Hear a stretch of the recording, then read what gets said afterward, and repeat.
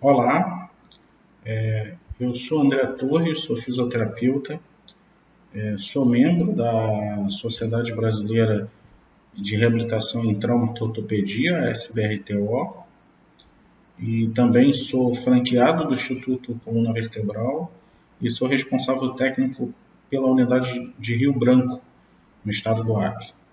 Eu estou aqui para apresentar para vocês um pouco do projeto Aprendendo a Cuidar da Sua Coluna.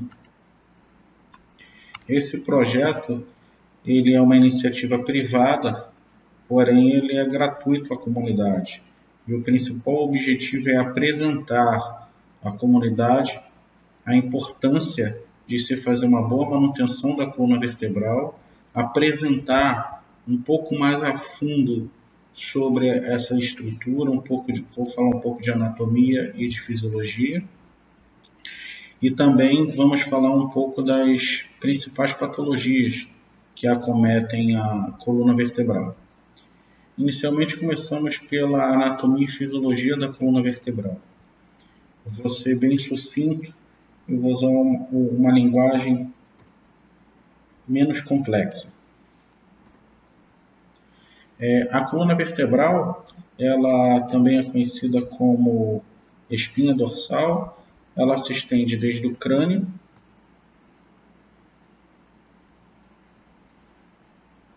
até a região pélvica. Ela corresponde a pelo menos 2/5 do nosso peso corporal total. Ela é composta de tecido conjuntivo. Os tecidos conjuntivos que eu falo é do tipo ligamentos, tendões e uma série de ossos que, empilhados um sobre o outro, são em forma de coluna. Esses ossos são as vértebras. Por isso vem o nome de coluna vertebral. São vértebras empilhadas uma sobre a outra que formam a coluna vertebral. Daí sai o termo coluna vertebral. Nessa imagem vemos seria uma pessoa de frente, de lado e de costas. A coluna vertebral é constituída por 24 vértebras, e além da região sacral e coxígea, que é a região do cóccix. E constitui, junto com a cabeça, externo e costelas, o externo aqui, e aqui as costelas, o esqueleto axial. Superiormente se articula com o osso occipital, que é o osso do crânio, e inferiormente se articula-se com o quadril, que é esse osso chamado ilíaco. A coluna vertebral ela é dividida em regiões. A primeira região é a região cervical, essa em rosa, ela é composta por 7 vértebras. Ela é dividida na região dorsal ou torácica, que é composta por 12 vértebras, e região lombar, que é composta por 5 vértebras. Existem pessoas que nascem com uma variação anatômica, nascem com uma 6ª vértebra lombar. Pelo menos aqui no consultório isso é muito comum, quando eu pego a radiografia dos pacientes para dar uma olhadinha para ver se tem alguma alteração mais importante.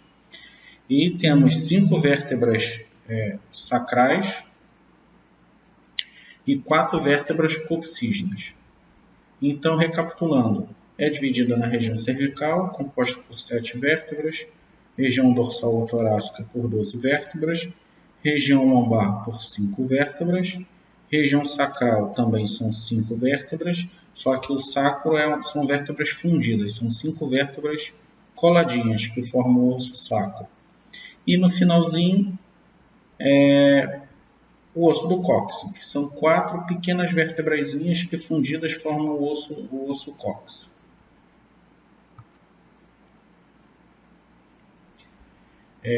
A coluna vertebral ela possui curvaturas. E essas curvaturas, existem nomenclaturas para elas. Isso aqui a gente está vendo uma pessoa de lado, é uma vista de perfil, que é a vista que a gente consegue visualizar as curvaturas e também avaliá-las. A primeira curvatura, que é no pescoço, tá? Ela tem uma curva convexa posteriormente e anteriormente uma curva côncava. Mas o que importa para a gente é a convexidade. E essa convexidade se chama lordose.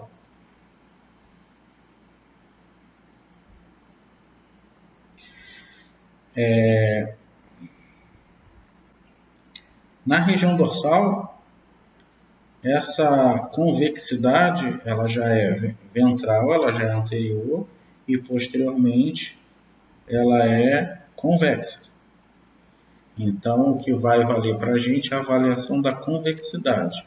Essa convexidade da região dorsal chama-se cifose. Na região lombar, como na região cervical, avaliamos a convexidade e essa curvatura se chama lordose, como na cervical. E a região sacral, ela é convexa e também se chama cifose. A partir desse conhecimento, a gente consegue avaliar o paciente, a pessoa, e determinar se essas curvaturas estão fisiológicas, se elas estão normais, se estão em excesso, se estão em falta. Então é bem importante esse conhecimento. Se vocês já viram pessoas bem corcundinha, então as pessoas corcundas têm, vamos falar um pouco de desvio postural mais na frente, mas aquela pessoa corcundinha, essa cifose, que é essa convexidade, que é o meio das costas, que é a dorsal, ela está em excesso.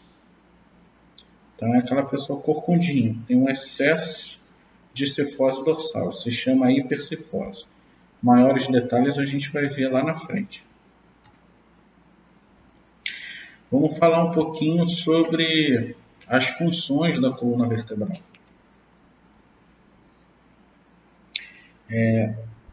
A primeira função, ela protege a medula espinhal e os nervos espinhais. A medula espinhal, ela passa no centro da coluna. Vou demonstrar para vocês no modelinho que eu tenho aqui. Esse modelo, ele é um modelo de coluna lombar, tá?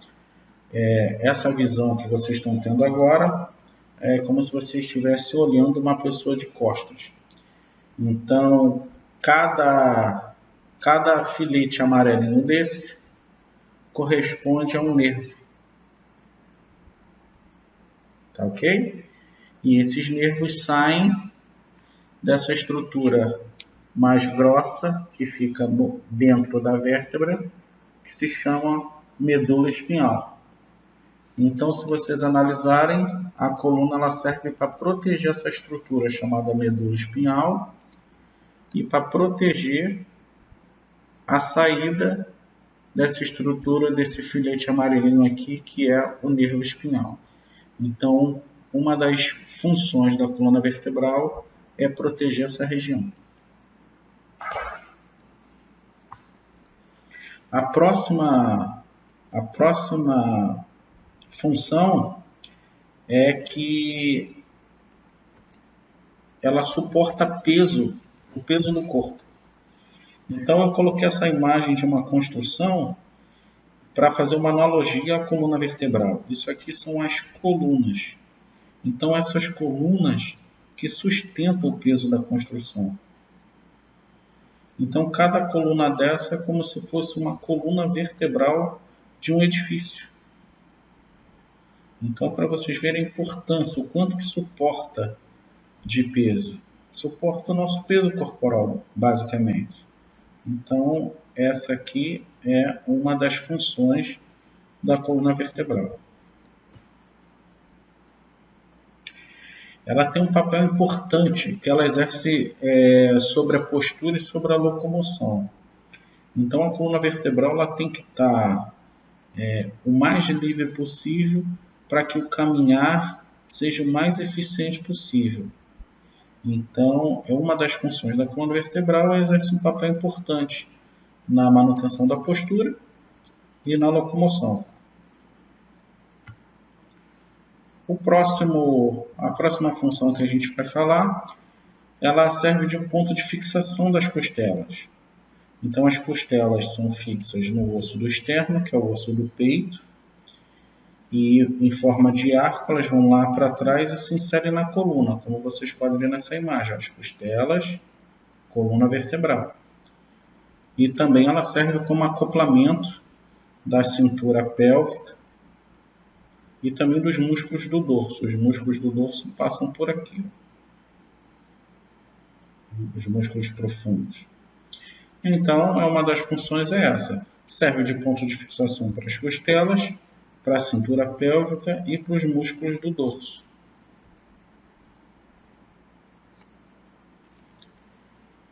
A coluna vertebral, eu coloquei essa animaçãozinha só para remeter movimento, só para vocês terem ideia de movimento. A coluna vertebral ela proporciona a flexibilidade para o corpo. Ela pode fletir-se para frente, para trás, para os lados e ainda girar sobre o seu eixo. Então, é uma estrutura de grande liberdade de movimento. Qualquer perda, mesmo que mínima, de algum desses movimentos pode ser nefasto, pode ser bem ruim para a mecânica corporal e facilitar que sejam instaladas patologias mais graves, patologias degenerativas.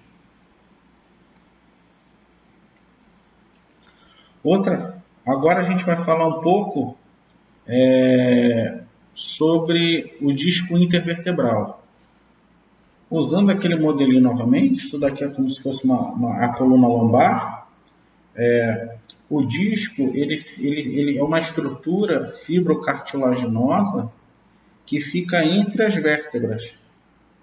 Se a gente fosse comparar isso aqui com o hambúrguer, a vértebra de cima é um pão, o disco é a carne do hambúrguer e a vértebra de baixo é outra fatia de pão.